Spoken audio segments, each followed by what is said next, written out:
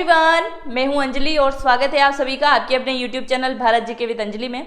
और आज अपन पढ़ने जा रहे हैं एसएससी एमटीएस की तीसरी क्लास यानी कि थर्ड क्लास है। इससे पहले मैं 2 क्लासेस कंप्लीट करवा चुकी हूं। अगर आपने अभी तक वो क्लासेस नहीं देखी हैं तो आप प्लेलिस्ट में जाके जरूर चेक कीजिए, क्योंकि अगर आने वाले समय में आपकी एसएससी एमटीएस की एग्जाम है तो उसमें मैंने सारे इंपॉर्टेंट क्वेश्चन करवा दिए हैं। अगर आपको एसएससी एमटीएस में सिलेक्शन चाहिए तो वो वीडियो आपके लिए बहुत ज़्यादा मददगार होने वाले हैं।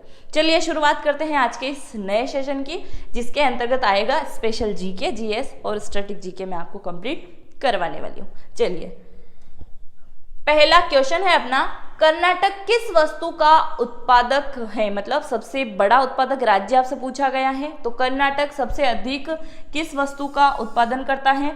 सुपारी, मसाला, चाय या अंगूर? इनमें से सही आंसर हो जाएगा सुपारी, यानी कि कर्नाटक के अंतर्गत क्या होगा? सुपारी सबसे ज़्यादा उत्पादित की जाती है। आप बहुत सारे लोग खाते होंगे सुपारी, सुपारी नहीं खाते तो पान के अंतर्गत भी आपको सुपारी देखने को मिल जाएगी। मसाले की अगर मैं बात करूँ तो मसाला सबसे ज़्यादा उत्पादित होता है केरल के अंतर्गत। और केरल क्या है? भारत का एकमात्र ऐसा राज्य है जहाँ पे सबसे अधिक मसाले उत्पादित होते हैं। आपको याद होगा जब मैंने आपको बताया था हिस्ट्री जब पढ़ाई, उसमें मैंने आपको बताया कि वास्को डी गामा क्या करता है, जब भारत आता है भारत की खोज करने के लिए, सीधा कहाँ पहुँच जाता है? केरल के अंतर्गत आ जाता है। और वहाँ के राजा वो क्या करते हैं, वो आता है नाव में बैठ के, वहाँ कोई उनको चलाने की जरूरत नहीं होती है, मोटर लगी होती है तो नाव ऑटोमेटिक चलती है। अब वो आते हैं तो वो क्या बोलते हैं, सीधा आते से ही क्या लेने आए हो यहाँ पे, तो वहाँ के राजा क्या बोल देते हैं कि आप यहाँ क्या लेने आए हो। और उसको वो क्या करते हैं, गाड़ी में बिठा के घुमाते हैं, यानी कि जो नाव होती है ना, नाव में बिठा के घुमाते हैं। वहाँ के राजा प्रसन्न होकर बोल देते हैं आप यहाँ क्या लेने के लिए आए हो, आपको क्या चाहिए, मैं आपकी क्या सेवा कर सकता हूँ। वास्को डी गामा बोल देता है और कुछ समझ में नहीं आता है, सीधा बोल देता है मसाले चाहिए। और मसाले क्या है? कम दाम में वास्को डी गामा को कहाँ से मिल जाते हैं? केरल से। एकमात्र कारण ऐसा आप बोल सकते हो कि भारत को लूटे जाने में वास्को डी गामा का भी बहुत बड़ा हाथ था, क्योंकि वास्को डी गामा को यहाँ से मसाले मिल गए और इन मसालों को उसने यूरोप में जाके कितने पैसों में सेल किया होगा? 64,000 गुना उसने ज़्यादा पैसे कमाए, मतलब बहुत ज़्यादा उसने प्रॉफिट किया था। तो ये चीज़ें हैं, जब मैं हिस्ट्री पढ़ाऊंगी तो उसमें मैं आपको बताऊंगी। मसाले की अगर मैं बात करूं तो केरल में सबसे अधिक होता है। चाय की अगर बात करूं तो असम, गुवाहाटी, दार्जिलिंग की चाय सभी आपने सुना ही होगा। इसके अलावा अंगूर की अगर मैं बात करूं तो अंगूर महाराष्ट्र के हैं। भारत में अंगूर अनुसंधान कहाँ पे है वो आप मुझे कमेंट करके बताएंगे। नेक्स्ट है, विश्व में तंबाकू का सबसे बड़ा उत्पादक एवं उपभोक्ता कौन सा देश है? क्या लगता है आपको कि चाइना वाले सिर्फ कीड़े मकोड़े ही खाते हैं क्या? तंबाकू भी खाते हैं भाई, क्योंकि उपभोक्ता देश भी पूछा गया है।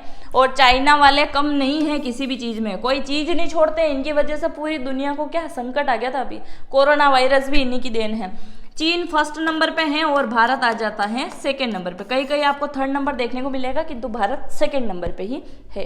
पाकिस्तान किस नंबर में फर्स्ट नंबर पे है? मांगने में सबसे ज़्यादा आगे है भाई, हमको कश्मीर चाहिए, अभी तो इनको आटे की बोरी ले जाके दो कोई, अभी इनको कश्मीर चाहिए। रूस की अगर मैं बात करूँ तो सबसे अधिक हथियार इसी देश के अंतर्गत है। नेक्स्ट है अरुणाचल प्रदेश का लोक नृत्य। अरुणाचल प्रदेश का लोक नृत्य कौन सा है? तो नृत्य के बारे में भी मैं वीडियो लेके आ चुकी हूँ और ट्रिक वाइज मैंने आपको उसमें बताया है। अगर आपने अभी तक वो नहीं देखा है तो मैं यहाँ पे आपको आइकॉन दे दूंगी, जिसके माध्यम से आप सारे नृत्य को कंप्लीट कर सकते हैं। मुखौटा नृत्य, युद्ध नृत्य, यक्षगान, उपर्युक्त दोनों यानी कि मुखौटा नृत्य और युद्ध नृत्य क्या है?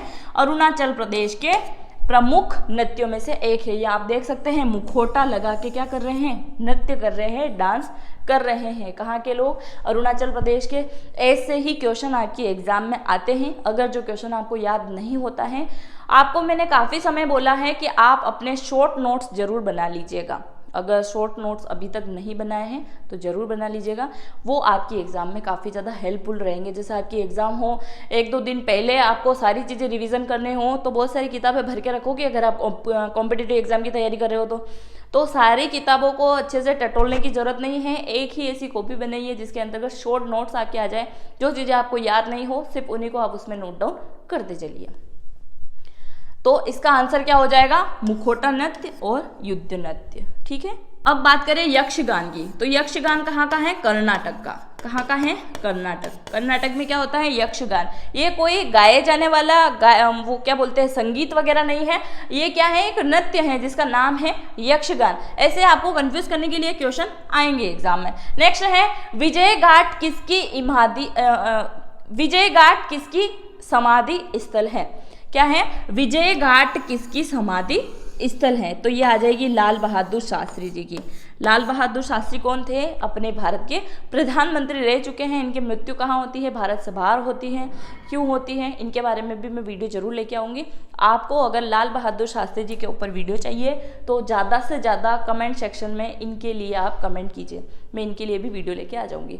लाल बहादुर शास्त्री की मैं बात करूँ तो विजय घाट। महात्मा गांधी की अगर मैं बात करूँ तो आप ऐसे लॉजिकली याद कर सकते हैं, बहुत सारे महात्मा गांधी प्रेमी या चौधरी चरण सिंह और शांतिवन, इनसे संबंधित अगर मैं आपको बता रही हूँ तो कोई अपने दिल पे ना ले, सिर्फ ये याद करने के लिए आपका लॉजिक है। तो महात्मा गांधी की अगर मैं बात करूँ तो महात्मा गांधी ने क्या किया था? आज़ादी से पहले भारत के ऊपर बहुत राज किया, इसीलिए इसका नाम क्या हो जाएगा? राजघाट।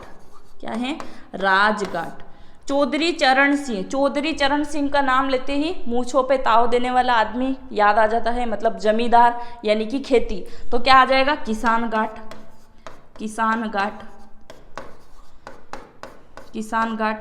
और शांतिवन की मैं बात करूँ तो महात्मा गांधी राज करते थे, बहुत बोलते थे, तो मतलब बात पे क्या है, आमरण अनशन इनका शुरू हो जाता था। शांतिवन की अगर बात करूँ तो बार बार इनको समझाने के लिए कौन आ जाते थे? पंडित नेहरू। तो पंडित जवाहरलाल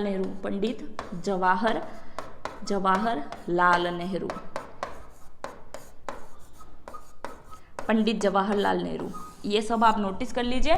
और ये आपकी एग्जाम में आ चुका है। मैंने इसमें एक क्वेश्चन ऐसा शामिल किया है जो आपकी एग्जाम में लगातार 16 बार पूछा गया है, और क्या पता आपकी बैच में भी वो आ जाए, आपकी शिफ्ट में भी आ जाए। तो इसको आप अच्छे से नोट डाउन करना, इनको भी सभी को आप अच्छे से नोट डाउन कर लीजिए, ऐसे क्वेश्चन ही आपके एग्जाम में आते हैं।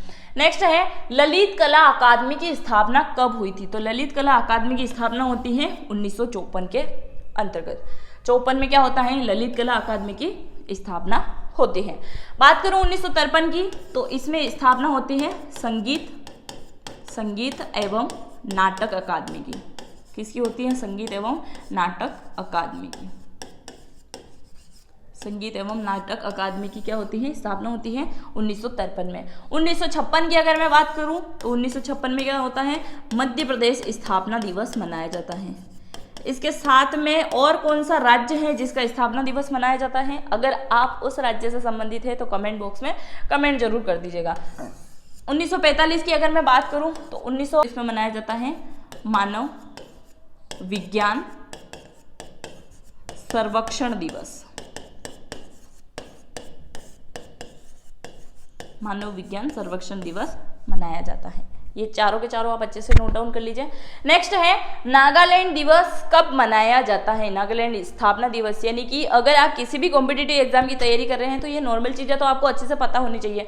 कौन से राज्य की स्थापना किस दिन हुई थी, कौन से सन में हुई थी, इसके अलावा बहुत सारे दिवस उनसे संबंधित, पुरस्कार, कैबिनेट मंत्री, मुख्यमंत्री, राज्यपाल या उनके जो जिस भी राज्य से आप बिलोंग करते हैं वहाँ पे चलाई जा रही योजना, ये सारी चीज़ें तो आपको अच्छे से याद होनी ही चाहिए, तो ही आप एग्जाम क्लियर कर सकते हैं। नागालैंड की अगर मैं बात करूं, और हाँ एसएससी एमटीएस की अगर आप तैयारी कर रहे हैं और आपकी तैयारी अच्छी खासी हो चुकी है, फिर भी अगर आप 30 दिन में करना चाहते हैं, बहुत सारे ने नहीं करी हैं, वो सिर्फ प्रैक्टिस सेट लगा के ही अपनी तैयारी चाहते हैं, तो मैंने एक वीडियो बना दिया है आपके लिए कि 30 दिन में अपनी तैयारी कैसे करें एसएससी एमटीएस के लिए। तो आप वो वीडियो जरूर चेक कर लीजिएगा, आपके लिए बहुत हेल्पफुल होने वाला है, क्योंकि उसमें मैंने सारी इंपॉर्टेंट चीज़ें बताई है कि आपको क्या पढ़ना है, कौन सी चीज़ों को आपको बिल्कुल अवॉइड कर देना है। नेक्स्ट आता है नागालैंड दिवस कब मनाया जाता है? तो ये मनाया जाता है 1 जनवरी को। क्या मनाया जाता है? 1 जनवरी को नागालैंड दिवस मनाया जाता है। नागालैंड दिवस 1 नवंबर की अगर मैं बात करूं तो इसके दिन यानी कि 1 नवंबर के दिन काफ़ी सारे राज्यों का क्या है? स्थापना दिवस होता है। मैं आपको बताती हूँ। सर्वप्रथम बात करें एमपी, यूपी, HR और पीएनबी यानी कि मध्य प्रदेश, उत्तर प्रदेश, हरियाणा, पंजाब, केरल और कर्नाटक। तो इन सारे राज्यों का क्या है? दिवस मनाया जाता है, स्थापना दिवस। 1 नवंबर को एमपी, यूपी, हरियाणा, पीएनबी और केके यानी केरल और कर्नाटक। ये शॉर्ट नेम मैंने इसलिए लिखे हैं क्योंकि बहुत सारी चीज़ें क्या होती है, याद हो जाती है। एक बार की मैं आपको बात बताऊं, जब मैं 6 या 7 क्लास में थी तो मेरी फ्रेंड ने बुक पढ़ी थी। ऐसे बुक पढ़वाते हैं ना कि आप कितने हिंदी में अच्छे हो, कितने बुरे हो, तो इस प्रकार से उसने क्या है, जैसे माउंट एवरेस्ट की बात आई ना तो सीधा उसने पढ़ दिया 8848, यानी कि ये माउंट एवरेस्ट की क्या है, ऊंचाई है। माउंट एवरेस्ट की क्या है, ऊंचाई है। पर उस समय जब उसको 8848 बोलने में बहुत तकलीफ हो रही थी ना, मतलब उसको याद नहीं था कि अब मैं कैसे बोलूं, क्योंकि छोटी क्लास और बड़ा डिजिट बोलने में बहुत प्रॉब्लम हो रही थी। तो उसने सीधा क्या बोल दिया 8848, यानी कि जैसे ही उसने 8848 बोला तो पूरी क्लास में हंसी चली कि यार सीधा इसने बोला 8848। तो वो चीज़ें क्या दिमाग में अभी तक छप गई, वो चीज़ें याद है कि उस समय उसने बोला था 8848। मैंने इस वजह से शॉर्ट नेम बताया है कि 1 नवंबर एमपी, यूपी, एचआर, पीएनबी और केके, ऐसे करके अगर आप याद रखोगे शॉर्ट कोई चीज़ अगर आपके दिमाग में आ जाए तो उसको आप लॉन्ग टाइम तक याद रख पाओगे। नेक्स्ट देखें 22 मार्च। 22 मार्च को मनाया जाता है बिहार दिवस। क्या मनाया जाता है, बिहार दिवस। और आप कौन से राज्य से मेरा वीडियो देख रहे हैं मुझे कमेंट बॉक्स में कमेंट जरूर कीजिएगा। और इसके अलावा आप बहुत सारे ना सिर्फ वीडियो देख के चले जाते हो और अपने दोस्तों के साथ में शेयर नहीं करते हो। आपके लिए बहुत मेहनत करते हैं, बहुत मुश्किल से क्वेश्चन निकाल के लाते हैं सब प्रकार के, कि ज़्यादा से ज़्यादा आपको अच्छा कंटेंट दे सके, अच्छे से तैयारी करवा सके, और आप बिल्कुल कंजूसी करते हो वीडियो को शेयर करने के लिए। तो अपने फ्रेंड या स्टडी ग्रुप में वीडियो को जरूर शेयर कीजिएगा। 22 मार्च को क्या मनाया जाता है, बिहार दिवस। 1 मई की अगर मैं बात करूं तो 1 मई को मनाया जाता है गुजरात, और गुजरात के पास में पड़ने वाला राज्य कौन सा आ जाएगा, मुंबई महाराष्ट्र, यानी कि मुंबई। तो मुंबई और गुजरात दोनों का स्थापना दिवस कब मनाया जाता है, 1 मई को। आगे बढ़े,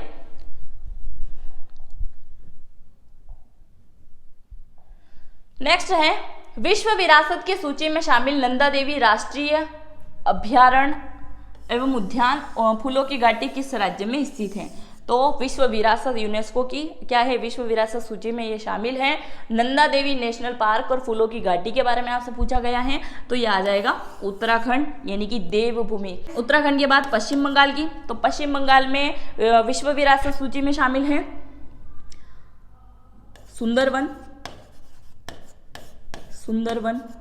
इसका तो देख लिया है आपने, विश्व विरासत की सूची में शामिल नंदा देवी राष्ट्रीय उद्यान उत्तराखंड के अंदर। पश्चिम बंगाल का आ जाएगा सुंदरवन, राजस्थान का आ जाएगा केवलादेव नेशनल पार्क। महाराष्ट्र का क्या है, अजंता एलोरा की गुफाएं। ये कुछ और चीज़ें भी मैं आपको बता सकती हूँ, पर ये विश्व विरासत में शामिल चीज़ें हैं। कहाँ की, पश्चिम बंगाल का सुंदरवन है, और राजस्थान का केवलादेव है, और महाराष्ट्र का अजंता एलोरा की गुफाएं हैं। नेक्स्ट है भारत का एक परमाणु रिएक्टर का नाम बताइए। तो भारत का प्रथम परमाणु रिएक्टर आपसे पूछा गया है। परमाणु बहुत सारी जगह पे आपको नाम देखने को मिलेगा। क्वेश्चन को आप अच्छे से ठंडे माइंड से पढ़िएगा जरूर, क्योंकि 1/3 यानी कि माइनस मार्किंग हो जाएगा सीधा। तो क्वेश्चन को अच्छे से पढ़ना। भारत का प्रथम परमाणु रिएक्टर आपसे पूछा गया है तो ये आ जाएगा अप्सरा। क्या आ जाएगा, अप्सरा। तो वो भारत का प्रथम परमाणु रिएक्टर है अप्सरा। INS कावेरी क्या है, प्रथम परमाणु है। भारत का प्रथम परमाणु क्या है, भारत का प्रथम परमाणु, क्या है,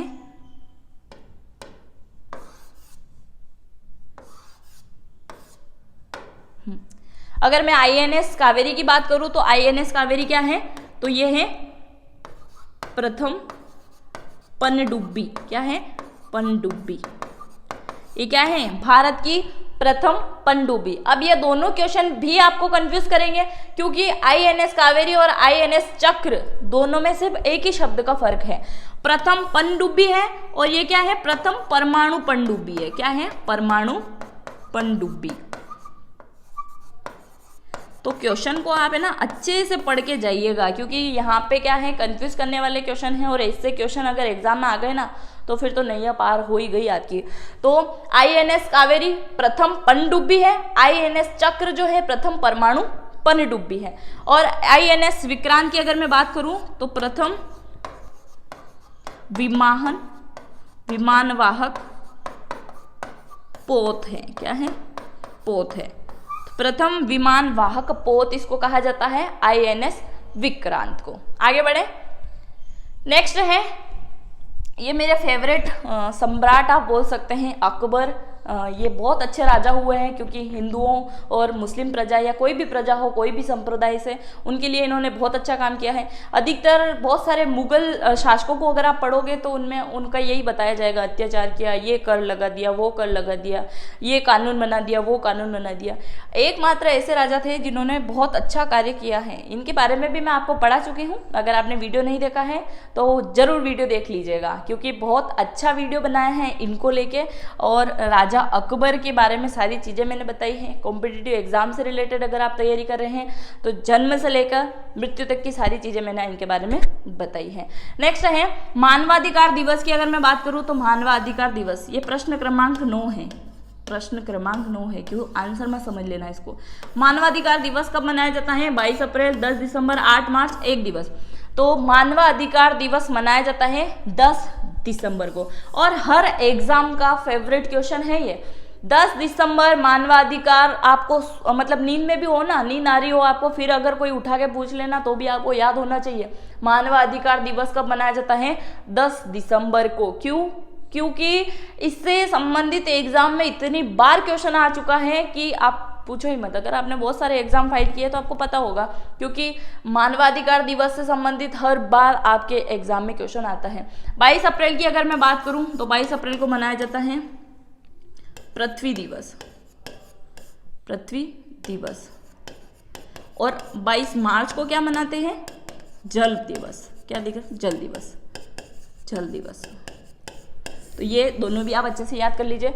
तो 22 अप्रैल को मनाते हैं पृथ्वी दिवस, 10 दिसंबर को मानवाधिकार, 8 मार्च को मनाते हैं अंतर्राष्ट्रीय महिला दिवस। अंतर्राष्ट्रीय महिला दिवस। अंतर्राष्ट्रीय महिला दिवस। और 1 दिवस को मनाते हैं एड्स दिवस। एड्स दिवस। एड्स दिवस।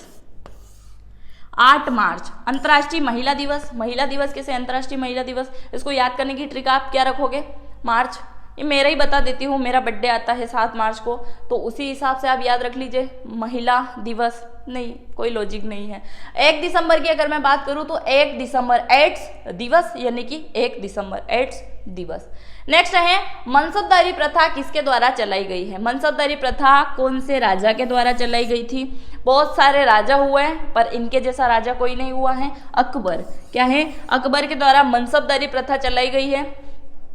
औरंगजेब की अगर मैं बात करूं तो औरंगजेब कौन से राजा थे? ये अकबर के ही थे। औरंगजेब यानी कि मुगल सम्राट ही थे, मुगल। जहांगीर, जहांगीर को क्या कहा जाता है? संगीत प्रेमी भी कहा जाता है। और संगीत प्रेमी तो इनके पिता भी हुआ करते थे, यानी कि राजा अकबर। राजा अकबर भी क्या थे? संगीत प्रेमी थे। और शाहजहां, शाहजहां के शासनकाल को क्या कहा जाता है? वास्तुकला और चित्रकार का स्वर्ण युग कहा जाता है, या स्वर्ण काल कहा जाता है। तो चित्रकला, चित्रकला का स्वर्ण काल, स्वर्ण काल कहा जाता है शाहजहां के शासन को। आगे बढ़े। नेक्स्ट है टिहरी बांध किस नदी पर बना हुआ है? टिहरी बांध, टिहरी बांध बना हुआ है भागीरथी नदी पर। दोनों ही नदियां एक है, क्योंकि कुछ जगह इसका नाम गंगा मिलता है, किस जगह भागीरथी। क्योंकि जब गंगा सर्वप्रथम पृथ्वी पे आती है तो इसका नाम क्या होता है? भागीरथी नदी होता है, क्योंकि भागीरथ जी ही क्या करते हैं? तपस्या करते हैं, अपने पूर्वजों को मुक्ति दिलाने के लिए वही लेके आते हैं। इसी वजह से भागीरथी नाम भी है, भागीरथी यानी कि गंगा नदी का। और माही नदी की अगर मैं बात करूं, टिहरी बांध तो आपने देख लिया है, भागीरथी नदी पर बना हुआ है। माही नदी है, माही बजाज, माही बजाज बांध इस पर बना हुआ है। माही बजाज कहाँ पे है? ये बांसवाड़ा, बांसवाड़ा, डूंगरपुर, प्रतापगढ़ उस साइड है, यानी कि राजस्थान का है। और नर्मदा नदी के ऊपर की अगर मैं बात करूं तो इस पे आ जाएगा ओमकारेश्वर, ओमकारेश्वर, ओमकारेश्वर बांध, इंदिरा गांधी बांध, इंदिरा गांधी डैम, मतलब बांध वही इंदिरा गांधी। और इसका दूसरा नाम क्या है? पूर्णासा डैम भी इसको कहा जाता है। ये बहुत सारे बांध हैं, बांधों के बारे में भी मैं आपको पढ़ा चुकी हूँ। तो माही नदी पर बना हुआ है माही बजाज।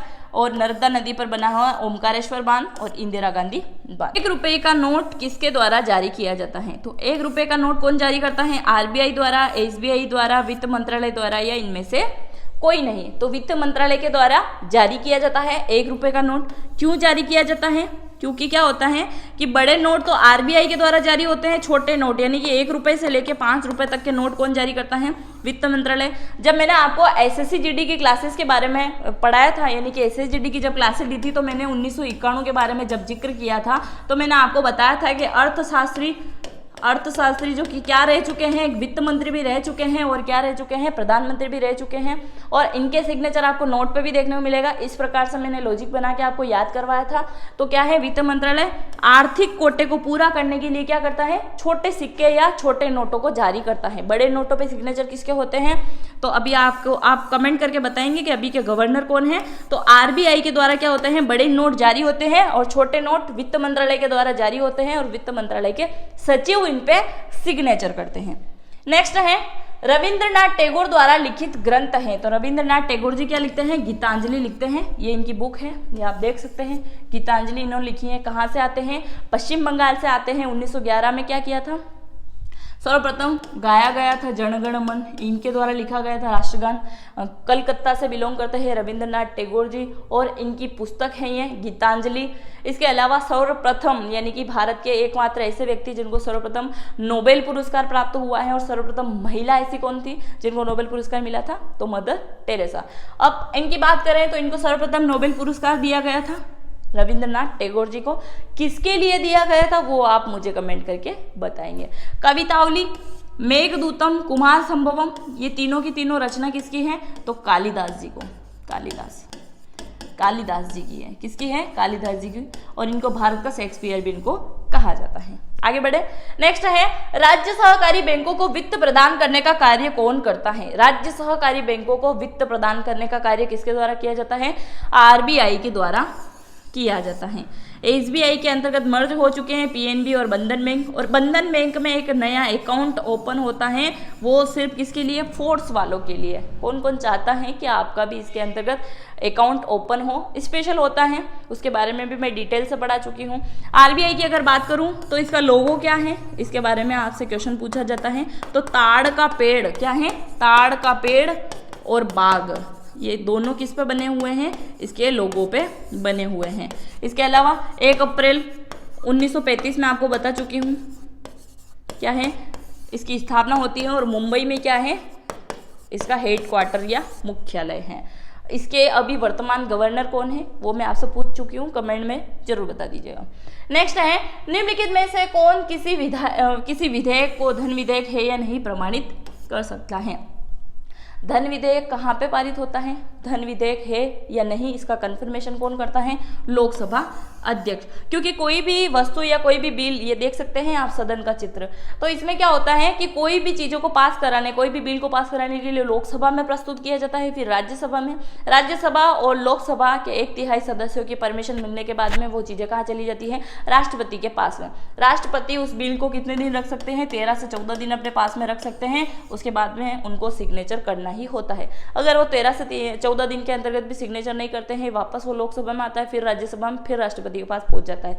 मतलब एंड की प्रक्रिया यही है कि राष्ट्रपति जी को कुछ भी करके सिग्नेचर करना ही होता है। तो धन विधेयक है नहीं, ये कौन करता है? तो लोकसभा का अध्यक्ष। इसके अलावा अगर संयुक्त अधिवेशन हो या संयुक्त बैठक हो राज्यसभा लोकसभा की, तो उसकी अध्यक्षता कौन करता है? लोकसभा स्पीकर ही करते हैं। और ये वाला क्वेश्चन भी आपके एग्जाम में आ चुका है।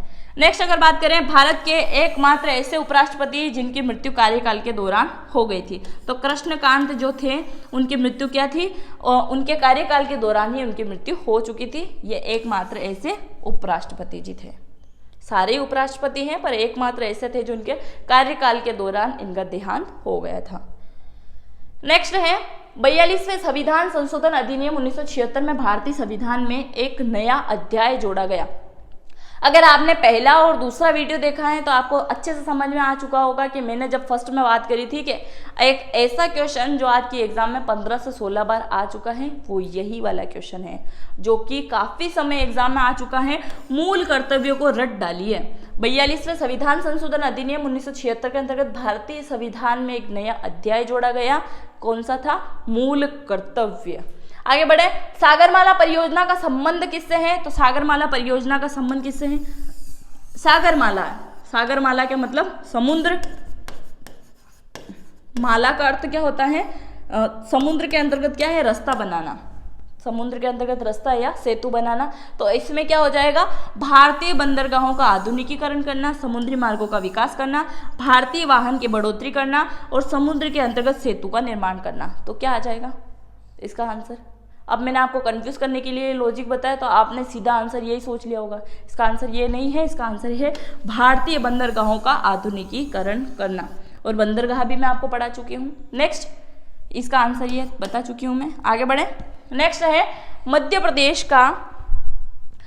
प्रदेश का कौन सा नगर कीटनाशक उद्योग हेतु प्रसिद्ध है?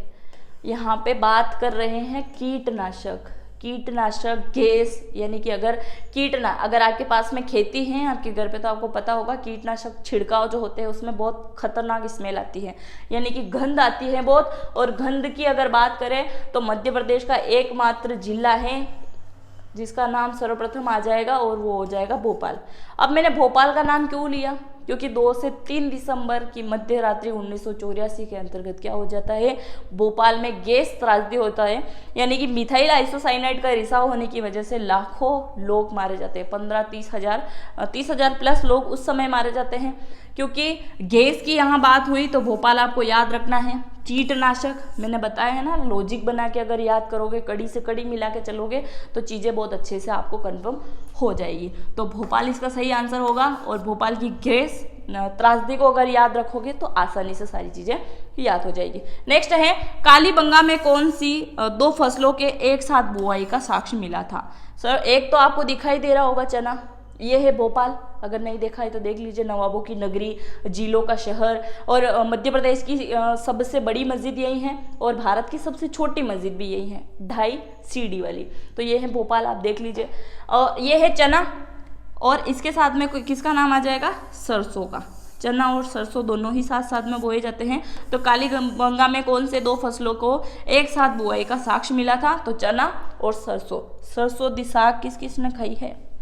कमेंट में कमेंट जरूर कर दीजिएगा। नेक्स्ट है निम्न में से कौन से बंदरगाह तेल शोधक कारखाने हैं? निम्न में से कौन से बंदरगाह तेल शोधक कारखाने हैं? तेल शोधक कारखाने हैं तो कौन सा आ जाएगा? कांडला बंदरगाह क्या है? तेल शोधक कारखाना में से एक है, बाकी नहीं है। और इसके अंतर्गत अगर आपसे पूछा जाए कि पूर्वी बंदरगाह में से नहीं है तो कांडला बंदरगाह पूर्वी बंदरगाह में नहीं आता है। चेन्नई, विशाखापट्टनम, कोचिन और एक और कौन सा आ जाएगा? पारादीप। कौन सा आ जाएगा? पारादीप बंदरगाह। तो ये बंदरगाह क्या है? तो ये है पूर्वी बंदरगाह। सिर्फ कांडला को छोड़ के बाकी सारा है। कांडला नहीं है, कांडला है, कांडला बंदरगाह है। ठीक है। नेक्स्ट क्वेश्चन है भारत में जीएसटी सर्वप्रथम कौन से राज्य में लागू हुई थी? जीएसटी कब आया था भारत में? गुड गवर्नेंस टैक्स जो लिया जाता है आपसे, सर्विस टैक्स, तो ये कब आया भारत में? 1 जुलाई 2017 को लागू हुआ था। 1 जुलाई 2017 को सर्वप्रथम कौन से राज्य में लागू हुआ था? तो असम के अंतर्गत सर्वप्रथम लागू किया गया था। फिर बाद में पूरे भारत के अंतर्गत ये लागू हो चुका था। आगे बढ़े। नेक्स्ट है 22वां फीफा विश्व कप 2022 कहाँ आयोजित किया जाएगा? ये देख सकते हैं आप। इस देश का अगर आपने मैप में देखा होगा या इसका इमेज भी देखा होगा तो आपको समझ में आ चुका होगा कौन से देश की मैं बात कर रही हूँ। कतर दोहा की मैं बात कर रही हूँ। ये इमेज में देख लीजिए, देश है बहुत खूबसूरत। नेक्स्ट है अभिनव भारत नामक अंग्रेज विरोध स्थापना किसने करी थी? ये संगठन बनाया था। और अभिनव भारत नामक करके एक बुक लिखी थी, तो किसने लिखा था? वी.डी. सावरकर। क्योंकि इनकी बुक आज भी आपको अमेजोन, फ्लिपकार्ट बहुत सारे ऐप पे मिल जाएगी। तो अभिनव भारत नामक अंग्रेजी विरोध, इन्होंने अंग्रेजों का कैसे विरोध किया वो सारी डिटेल आपको इसमें देखने को मिल जाएगी। वी.डी. सावरकर के द्वारा लिखी गई है या इसकी स्थापना की गई है। नेक्स्ट है जलियांवाला बाग हत्याकांड के लिए उत्तरदायी जनरल डायर को किसी व्यक्ति के द्वारा मार दिया गया था। तो जलियांवाला बाग हत्याकांड कब होता है? 13 अप्रैल 1919 में। किसके लिए? रोलैक्ट एक्ट का विरोध करने के लिए बहुत सारे लोग यहाँ पे इकट्ठे होते हैं अमृतसर पंजाब के अंतर्गत। चंद्रशेखर आजाद, उधम सिंह, राजगुरु या सुखदेव कौन मारता है? तो उधम सिंह के द्वारा मारा जाता है। और कहा जाता है कि उधम सिंह ने भारत में नहीं मारा, वहां लंदन जाके उसको पिस्टल से उड़ा दिया, मार दिया। किसको? जनरल डायर को। और बाकी को तो आपको पता ही है, राजगुरु, सुखदेव और भगत सिंह को क्या है, फांसी दी गई थी। और अभी आ रहा है मार्च, तो मार्च में शहीद दिवस के ऊपर, मतलब शहीद दिवस के उपलक्ष्य में मैं इन तीनों के ऊपर स्पेशल वीडियो लेके आने वाली हूँ, ताकि आपको और क्रांतिकारी भावना या क्रांतिकारी व्यक्तिगत रूप से मैं आपको अच्छे से जोड़ पाऊँ। तो इस वीडियो को अगर आप चाहते हैं तो कमेंट बॉक्स में ज़्यादा से ज़्यादा कमेंट कर दीजिएगा कि मैं इन तीनों व्यक्तियों के लिए स्पेशल वीडियो लेके आ जाऊँ। और अगर आपको आज का सेशन अच्छा लगा है तो अपने दोस्तों के साथ में जरूर शेयर करें और लाइक करें। और अभी तक अगर चैनल को सब्सक्राइब नहीं किया है तो सब्सक्राइब जरूर करें। मिलते हैं नेक्स्ट वीडियो में। जय हिंद, जय भारत।